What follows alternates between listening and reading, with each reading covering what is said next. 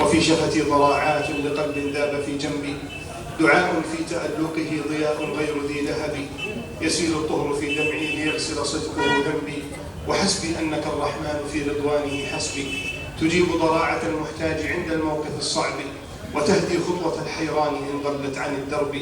طلبت رضاك يا رحمن واسترحمت في طلبي، قصدتك يا حمى روحي ويا غوثي من الكرب، ويا حسني من الآلام والآلام تعصف بي.